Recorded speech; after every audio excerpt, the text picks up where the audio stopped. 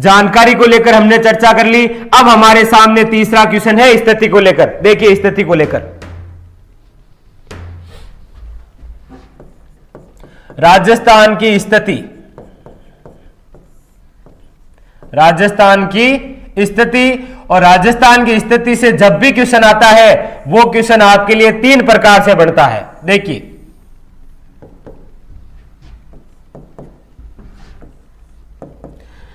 पहला क्वेश्चन तो आपको विश्व या ग्लोब की दृष्टि से पूछा जाएगा, विश्व या ग्लोब की दृष्टि से, कि इसमें राजस्थान की स्थिति क्या है।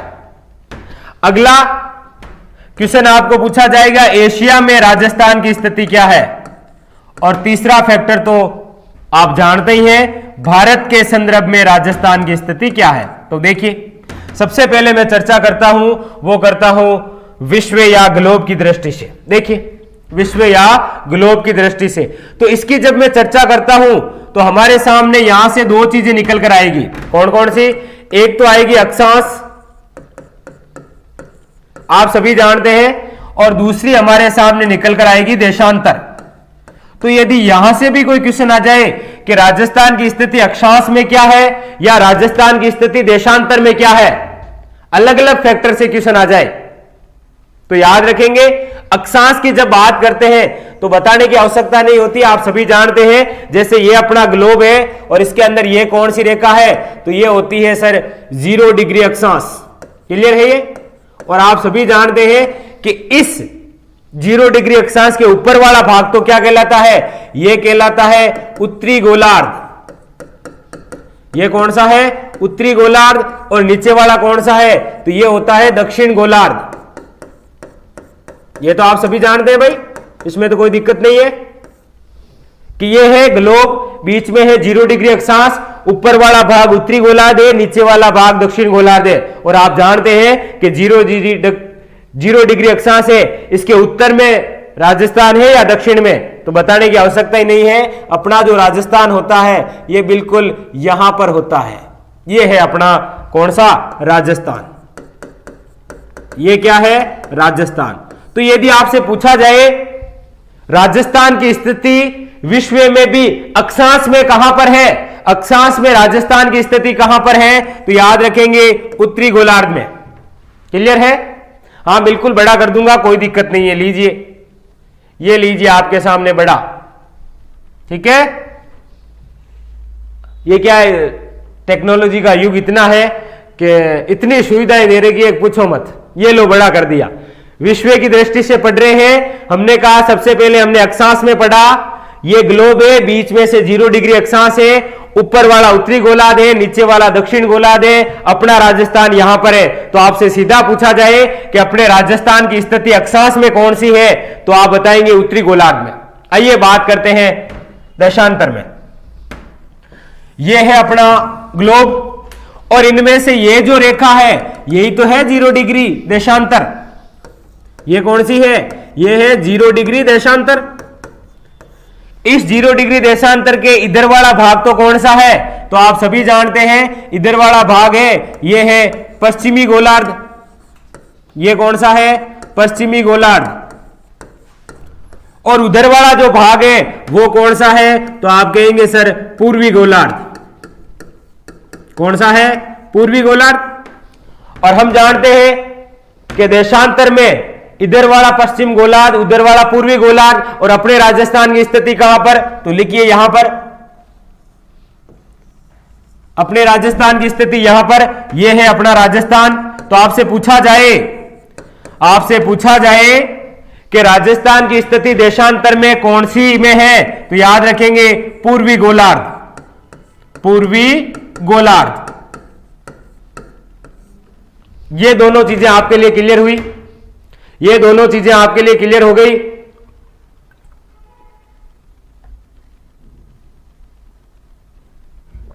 हाँ भाई, एकीकरण पूरा करवा रखा है, ठीक है। हाँ, तो हम बात कर रहे हैं, वो कर रहे हैं किसको लेकर? देखिए, हम चर्चा कर रहे हैं राजस्थान की स्थिति को लेकर।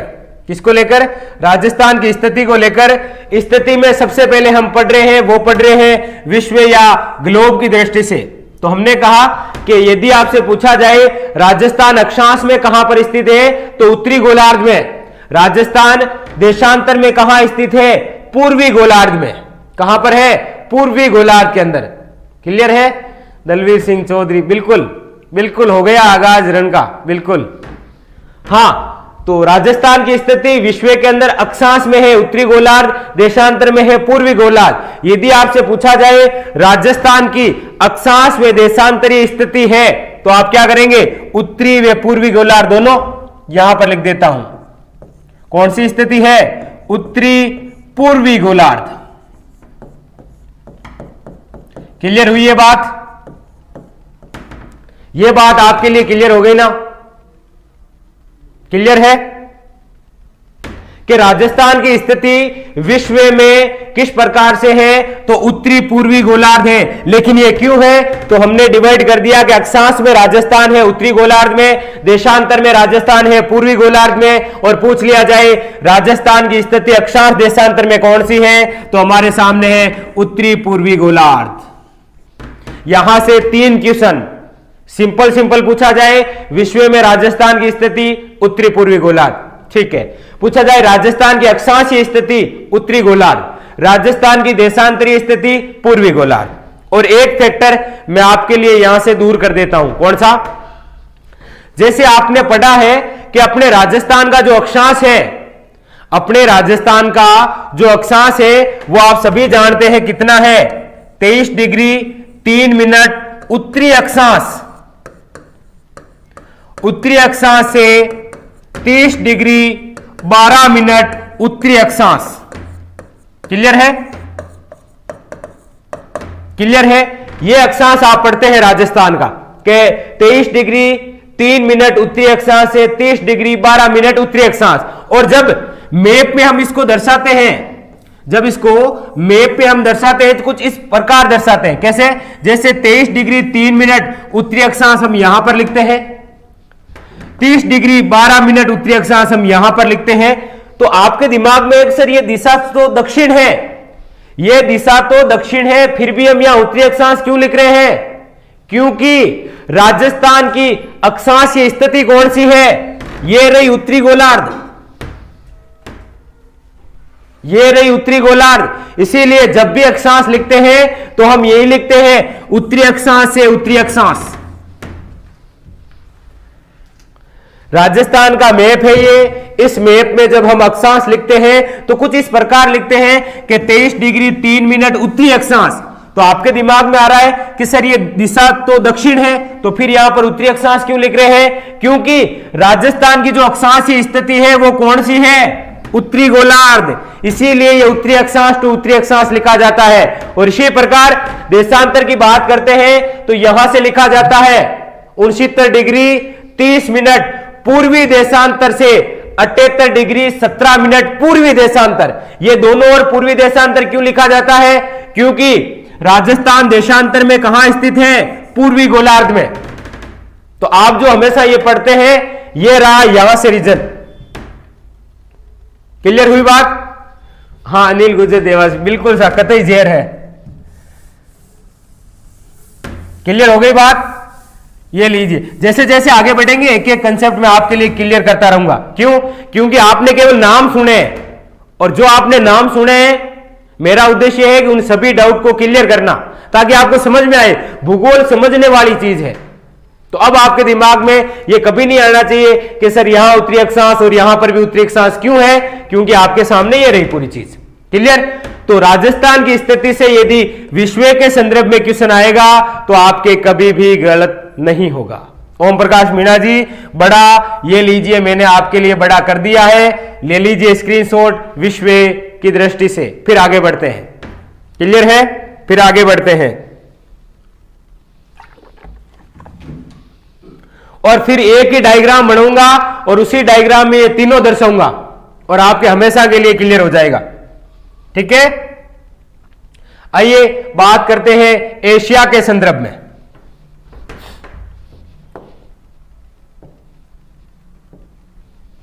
एशिया के संदर्भ में राजस्थान की स्थिति क्या है? तो अगर मैं एशिया की बात करूं तो देखिए, मैं बना देता हूं छोटा सा,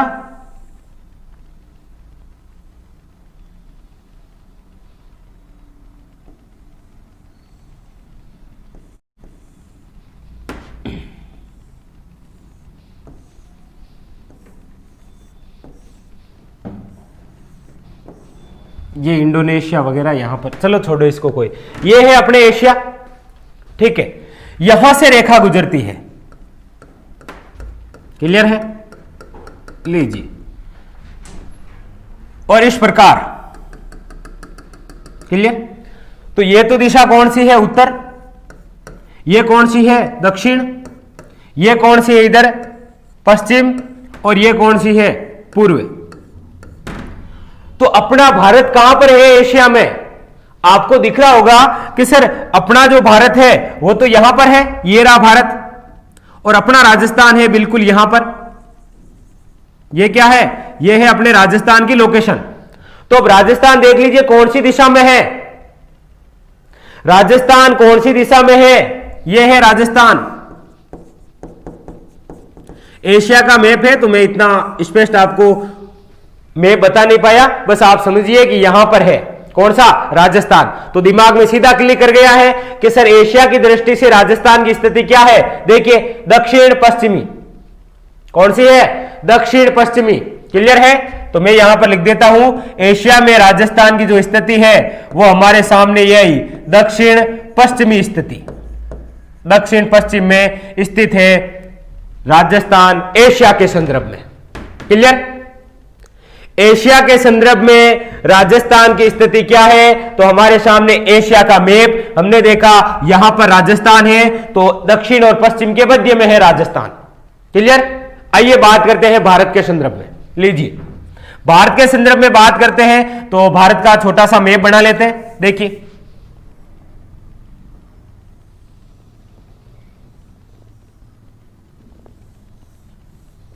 बस अपने लिए इतने इंपॉर्टेंट है, अपने लिए इतना ही भारत इंपॉर्टेंट है। देखिए यह दिशा कौन सी है, तो यह है उत्तर,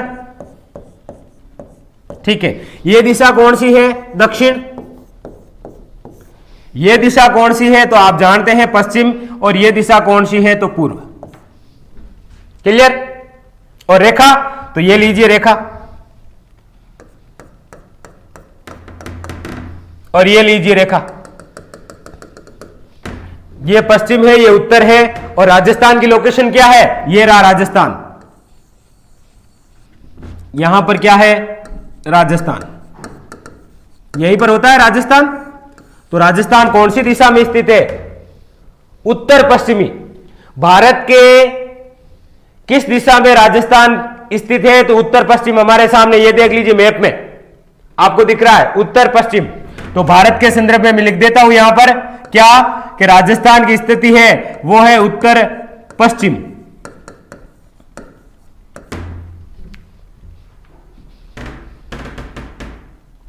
हाँ श्रवण कुमार जी धन्यवाद आपका। देखो क्लास अच्छी लग रही है तो आपका भी दायित्व बनता है कुछ, कि आप क्लास को लाइक करें, अपने दोस्तों के साथ में शेयर करें, और जितने भी प्रचार करने के साधन है आपके पास में, व्हाट्सएप है, फेसबुक है, और जो जो आप चलाते हैं उन सभी पर आप शेयर करें। बस आप केवल शेयर कर दीजिए, बाकी काम आप मुझ पे छोड़ दीजिए, क्लियर, क्लियर है। तो ये राजस्थान की स्थिति, आशा करता हूं, हाँ किशन लाल जी बिल्कुल आपका नाम ले लिया, ये लीजिए, क्लियर है। तो आशा करता हूं कि ये जो राजस्थान की स्थिति आपको बताई है ये आपको पूरी समझ में आ गई है, और एग्जाम में यहीं से क्वेश्चन आता है, क्लियर है, क्लियर है। यदि आपको अभी भी ये इस प्रकार से अगर समझ में नहीं आया है तो आइए बात करते हैं एक मैप की। देखिए बढ़ाइए एक मैप, यह कौन सी दिशा है, यह है उत्तर, ठीक है। यह कौन सी है, दक्षिण, यह कौन सी है, पश्चिम, और यह कौन सी है, पूर्व। अब यहां पर बड़े ध्यान से सुनना है आपको, यहां पर बड़े ही ध्यान से सुनना है, क्योंकि मैं वो क्वेश्चन बताने वाला हूं जो हो सकता है अधीनस्थ आपसे पूछ ले, क्योंकि पिछली बार आरएस के अंदर यह क्वेश्चन पूछा गया। देखिए उत्तर, दक्षिण, पश्चिम और पूर्व, यदि मैं आपसे पूछूं कि उत्तर और पूर्व के मध्य जो कोण बनता है उस कोण को क्या कहते हैं, उत्तर और पूर्व के मध्य जो कोण बनता है उस कोण को क्या कहते हैं? तो आप कहेंगे सर इस कोण को कहते हैं ईशान कोण। इस कोण को क्या कहते हैं? ईशान कोण। ठीक है, मैं आपसे पूछूं दक्षिण और पूर्व के मध्य, दक्षिण और पूर्व के मध्य जो कोण बनता है इस कोण को क्या कहते हैं? तो आप कहेंगे सर इस कोण को कहते हैं आग्नेय कोण। ठीक है, अगला फैक्ट आपसे पूछा जाए दक्षिण और पश्चिम के मध्य जो कोण बनता है इस कोण को क्या कहते हैं? तो आप कहेंगे सर इस कोण को तो कहते हैं नैऋत्य कोण। नैऋत्य कोण। ठीक है, अगला फैक्ट आपसे पूछा जाए कि उत्तर और पश्चिम के मध्य जो कोण है इस कोण को क्या कहते हैं? तो नाम याद रखेंगे वायवीय कोण। यह केवल आपको समझना है, अभी क्वेश्चन कैसे आया था वो अभी आपके सामने लिखता हूं। क्लियर है? उत्तर पूर्व के मध्य के कोण को कहते हैं ईशान कोण। ठीक है, दक्षिण पूर्व के मध्य के कोण को कहते हैं आग्नेय कोण, दक्षिण पश्चिम के मध्य कोण को कहते हैं नैऋत्य कोण, और उत्तर पश्चिम के मध्य के कोण को कहते हैं वायवीय कोण। देखिए क्वेश्चन एग्जाम में कैसा आया? एग्जाम में आया सीधा क्वेश्चन लिख रहा हूं कि राजस्थान के संदर्भ में असंगत है। राजस्थान के संदर्भ में असंगत है। अब जिसको आ रहा है वो सभी एक साथ जल्दी से कमेंट करेंगे। राजस्थान के संदर्भ में असंगत है, और ऑप्शन कौन कौन से थे? देखिए नंबर फर्स्ट ऑप्शन था ईशान कोण। कौन सा? ईशान कोण। ठीक है, ऑप्शन नंबर 2 आया, वो आया आग्नेय कोण। कौन सा? आग्नेय कोण। ठीक है, ऑप्शन नंबर 2 आपके सामने है आग्नेय कोण। ऑप्शन नंबर 3 आपके सामने है नैऋत्य कोण, और ऑप्शन नंबर 4 है आपके सामने डी वायवीय कोण। बताइए जल्दी से कमेंट करिए कि राजस्थान के संदर्भ में असंगत है।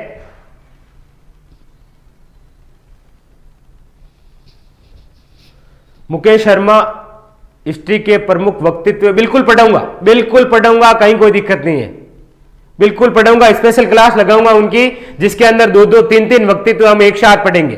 ठीक है, तो बताइए जल्दी से कि राजस्थान के संदर्भ में असंगत है ईशान कोण, आग्नेय कोण, नैऋत्य कोण या वायव्य कोण? जल्दी से बताइए कौन सा असंगत है? शिवराज शर्मा जी हमें शी बता रहे हैं, प्रकाश सावंत बिरलोका से आग्नेय कोण बता रहे हैं। इस प्रकार का क्वेश्चन पूछता है अधीनस्थ। हाँ, रामपाल, इंदिरा, मोहनलाल बी बता रहे हैं, कुछ आग्नेय कोण करेक्ट बता रहे हैं। महेंद्र मीणा जी आग्नेय कोण करेक्ट। रंजीत चौधरी बी बता रहे हैं। आशु चौधरी, हाँ। कविता कुमारी शी, दलपचारण, कृष्ण कुमार। देखिए पहले तो आप सुनिए ये क्वेश्चन इस प्रकार का क्यों पूछा है वो सुनिए। देखिए राजस्थान के संदर्भ में कौन सा असंगत है, ये क्वेश्चन आप अपने आप बता दोगे जब मैं यहां पर थ्योरी लिखूंगा। देखिए आप जानते हैं कि राजस्थान की भारत में स्थिति क्या है? भारत में राजस्थान कहां स्थित है? तो आप कहेंगे सर उत्तर पश्चिमी।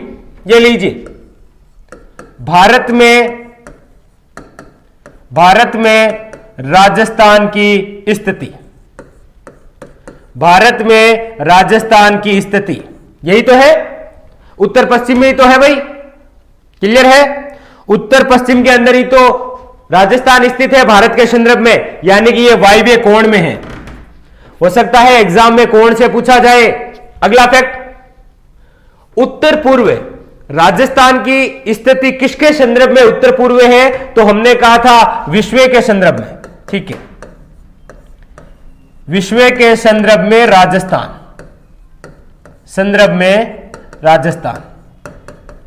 ठीक है। राजस्थान की स्थिति कहीं पर दक्षिण पूर्व हमने नहीं पढ़ी है, लेकिन हमने यह जरूर पढ़ा है कि राजस्थान की स्थिति एशिया के संदर्भ में, राजस्थान की स्थिति एशिया के संदर्भ में दक्षिण पश्चिमी है। ये लीजिए, एशिया के संदर्भ में राजस्थान की स्थिति। एशिया के संदर्भ में राजस्थान की स्थिति, राजस्थान की स्थिति। तो देख लीजिए राजस्थान के संदर्भ में कौन सा कोण है वो असंगत है, तो क्लिक कर दीजिए आग्नेय कोण। और क्यों है, तो स्थिति आपके सामने रही, स्थिति आपके सामने रही कि ये क्वेश्चन आरएस के अंदर क्यों पूछा गया था, पूछा इसलिए गया था। चार कोण होते हैं चार दिशाओं के, और पूछा गया राजस्थान के संदर्भ में नहीं है, यानी आग्नेय कोण जो दक्षिण पूर्व में बनता है, यहां पर किसी के संदर्भ में रोल नहीं है राजस्थान का। बाकी देखिए वायव्य कोण भारत के संदर्भ में उत्तर पश्चिम में है, विश्व के संदर्भ में उत्तर पूर्वी है, और यहां पर दक्षिण पश्चिमी एशिया के संदर्भ में।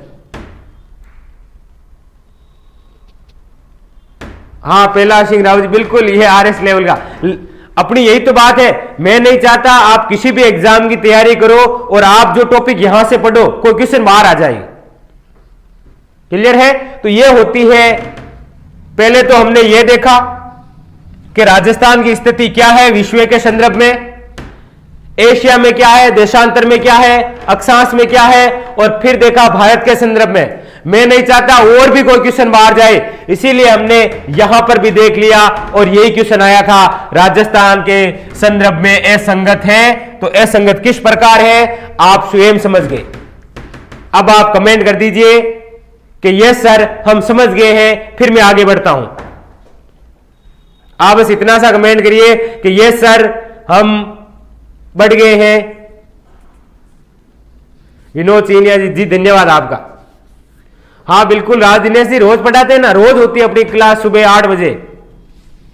क्लियर है, तो कमेंट कर दीजिए सर हाँ बिल्कुल। ये अब हमसे और मेरे साथ में ये वादा भी करना आपको कि आज के बाद में यदि राजस्थान की स्थिति से कोई क्वेश्चन आएगा तो आप ईमानदारी से कभी गलत नहीं करोगे, ये वादा भी करना है।